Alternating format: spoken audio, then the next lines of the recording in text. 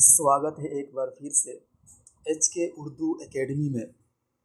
ये वीडियो उन तालिबे इल्मों के लिए काफ़ी कारगर साबित होगी और मुफीद साबित होगी जो इन साल बिहार बोर्ड से 10वीं की तैयारी कर रहे हैं, क्योंकि जब वो 10वीं की तैयारी कर रहे हैं तो उनके सिलेबस में उर्दू ज़रूर होगी। तो चलिए हम जान लेते हैं कि जो बिहार बोर्ड से उर्दू पढ़ाई जाती है सिलेबस के तौर पे, उसमें कौन कौन सी उर्दू 10वीं क्लास में पढ़ाई जाती है उसके बारे में सबसे पहले हम जान लेते हैं। तो दो तरह की उर्दू पढ़ाई जाती है, यानी दो किताबें जो है उर्दू की वो पढ़ाई जाती है। वो कौन कौन सी किताब है तो जान लेते हैं हम पहले। हम एक किताब है जिसका नाम है दरख्शा। क्या नाम है? दरख्शा। दूसरी किताब का नाम है रोशनी। और उसके बाद जो इसमें एक जो भाग और है जो कवायद का है, उससे भी सवालात आते हैं, कुछ सवालात इससे भी आते हैं। तो टोटल मिला करके 100 नंबर के सवालात आते हैं, जिसमें अकेले जो दरख्शा जो उर्दू है उससे कम जो है 80% सवालात जो है इससे आते हैं।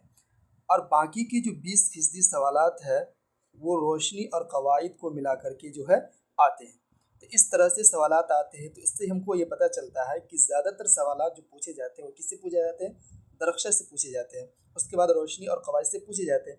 और दरख्शा और रोशनी ये दोनों किताबें जो है हिस्सा दोम है, और दोनों की हिस्सा अव्वल जो है वह 9th क्लास में पढ़ाई जाती है और 10th में जो है दोनों की हिस्सा दोम पढ़ाई जाती है। तो ये बातें तो हमारी समझ में आ गई, और ये भी समझ में आ गई, ये बात भी समझ में आ गई कि पहले कौन सी किताब को पढ़नी है ताकि अच्छी तरीके से तैयारी हो जाए।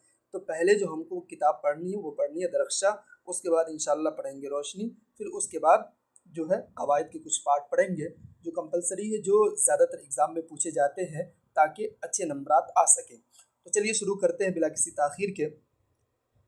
तो दरख्शा जो उर्दू है उसका पहला चैप्टर जो है वो शुरू होता है किससे? हम्द से। क्योंकि कोई भी काम अगर किया जाता है तो हम यानी अल्लाह तबारक व तआला की तारीफ़ और सताइश और हम्द से शुरू की जाती है। तो चलिए बिला किसी ताख़ीर के हम शुरू करते हैं। तो पहला चैप्टर है वो क्या है? हम्द है। इस हम्द का नाम क्या है? इस हम्द का नाम है खुदाए अज़्ज़ वजल। क्या नाम है? खुदाए अज़्ज़ वजल। अच्छा, इसके लिखने वाले का नाम क्या है? हम्द खुदाए अज़्ज़ वजल जो निसाब में शामिल है उसके लिखने वाले का नाम क्या है? शबनम कमाली है। अच्छा, शबनम कमाली के बारे में कुछ और भी जानकारी ले लेते हैं। जैसे जानकारी के तौर पे अगर लेना चाहे तो हम ले सकते हैं कि शबनम कमाली का असल नाम क्या था। शबनम कमाली का असल नाम है मुस्तफ़ा रज़ा। तखल्लुस उनका शबनम है क्योंकि शायर था, तो शायर का एक तखल्लुस होता है, एक असल नाम होता है। ये तो मालूम होना ही चाहिए, और नहीं मालूम है तो इंशाअल्लाह जब नज़म का पार्ट आएगा, चूँकि ये तो नसर का पार्ट चल रहा है, जब नज़म का पार्ट आएगा तो वहाँ पे बता देंगे कि शायर का एक तखल्लुस भी हुआ करता है। अच्छा, आगे चलते, आगे देखते इनके बारे में। इनकी पैदाइश कब हुई? शबनम कमाली या मुस्तफ़ा रज़ा कह लीजिए, इनकी पैदाइश जो है 22 जुलाई 1938 ईस्वी को कहाँ पे हुई थी? किस गांव में? गांव का नाम था पुखरेरा। और वो ज़िला कौन सा पड़ता है? ज़िला पड़ता है सीतामढ़ी। और सीतामढ़ी आपको मालूम होना चाहिए सीतामढ़ी जो है कौन से स्टेट में, कौन से सूबा में पड़ता है? ज़िला सीतामढ़ी सूबा बिहार में आपको मालूम होना चाहिए। ज़िला सीतामढ़ी जो सूबा बिहार में पड़ता है। ये तो उनके पैदाइश के बारे में था, इनके आबाई वतन के बारे में था। और इनके जो है कारनामे, इनके जो खिदमात है, इनके काम, उनके बारे में आप थोड़ी सी जानकारी ले लेते हैं। तो शबनम कमाली की कुछ मशहूर मजहबी मंजूमात का मतलब ये कि इन्होंने जो अशआर लिखे वो ज़्यादातर इस्लाम की अकीदत और उनकी खूबियों पर उन्होंने अपने अशआर को लिखे। तो शबनम कमाली कुछ मजहबी मंजूमात को हम देखते हैं, कौन कौन सी उनकी मजहबी मंजूमात है। तो है अनवारे अकीदत, रियाज़े अकीदत, फिरदौसे अकीदत, ज़ियाए अकीदत और सहबाए अकीदत। इनकी सारी किताबों के आखिर में जो नाम है अकीदत अकीदत अकीदत ऐसे लिखा हुआ है, और स्टार्टिंग में जो शुरू में जो है नाम बदला हुआ है। तो मेरे ख्याल से इनकी जो किताब है इनको भी जहन में रख लीजिएगा। और एक बात जो अहम बात है कि जो हम बता रहे हैं, समझा रहे हैं, वो किताब से हमने नोट किया है जो ज़रूरी है, जो सवालात में कंपलसरी आ सकते हैं। मुझे लगा हमने उन चीज़ों को नोट किया है, तो ज़रूरी है कि आप भी अपने पास एक कापी कलम रखें और इन चीज़ों को नोट करते जाए, एक नोट्स बना लें, ताकि एग्ज़ाम में अच्छे नंबरात हासिल कर सकें और अच्छे से तैयारी हो सके। एक नोट आपके पास अगर रहेगी तो आप किसी वक्त तैयारी कर सकते हैं और अच्छे नंबर पा सकते हैं। चलिए आगे देखते हैं। क्योंकि इस किताब में जो पहला चैप्टर शुरू हुआ था वो हम्द के नाम से शुरू हुआ था, तो हमको ये भी जानना ज़रूरी है कि हम्द किसे कहते हैं, क्योंकि बारहा हमने देखा है कि सवालात में हम्द के बारे में पूछा है, तो बता देते हैं। तो हम्द की जो लुग़वी तारीफ़ आती है वो क्या आती है? खुदा की तारीफ़। क्या आती है? खुदा की तारीफ़। जैसा कि हमने यहाँ भी लिख दिया और ऊपर में भी लिखा हुआ है। तो वो अशार जिसमें खुदा की हम्द यानी खुदा की तारीफ़ बयान की जाए, ऐसे अशार को, ऐसे नज़म को क्या कहते हैं? हम्द कहते हैं। अच्छा, हम्द के अंदर तो खुदा की तारीफ़ हुई। अब हमको ये भी मालूम होना चाहिए कि खुदा के बाद दर्जा किनका आता है। तो खुदा के बाद अगर किसी का दर्जा आता है तो वह है नबी करीम सल्लल्लाहु अलैहि वसल्लम की। तो ऐसे अशार जिसमें नबी करीम सल्लल्लाहु अलैहि वसल्लम की तारीफ़ की जाए उनको क्या बोलते हैं? नात कहते हैं। या यूँ कह सकते हैं कि नात किसे कहते हैं, नात की तारीफ़ क्या है?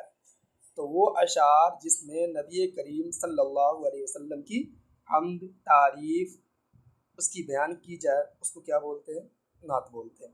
अच्छा, नबी करीम सल्लल्लाहु अलैहि वसल्लम के बाद जो किसी का दर्जा आता है दुनिया में वो आता है सहाबा किराम का, खुलफा राशिदीन का, औलिया अल्लाह बुजुर्गान दीन का, इन तमाम लोगों का आता है दर्जा। तो उनके शान में जो अशार बयान किए जाते हैं उन अशार को क्या कहते हैं? उन अशार को बोलते हैं मनक़बत, या यूँ कह लीजिए पलट करके कि मनक़बत किसे कहते हैं? तो वो अशार जिसमें औलिया अल्लाह, बुजुर्गान दीन और इसी तरीके से खुलफाए राशिदीन की खूबियाँ बयान की जाती हैं, तो उनको क्या कहते हैं? मनक़बत कहते हैं। चलिए आखिरी है कसीदा। कसीदा किसे कहते हैं? इसके बारे में जान लेते हैं। कसीदा वो अशार जिसमें किसी शख्स की औसाफ़ हमीदा बयान की जाए। औसाफ़ हमीदा किसके कहते हैं? औसाफ़ हमीदा का मतलब ये है कि नज़म की अंदाज में किसी भी शख्स, मर्द हो या औरत हो, जाहिल हो या पढ़ा लिखा हो, कोई भी हो, उनकी तारीफ़, उनकी खूबियों को नज़म के अंदाज में अगर बयान किया जाए तो ऐसे अशार को कसीदा कहा जाता है और उसी बयान की हुई खूबी को कहा जाता है औसाफ़ हमीदा।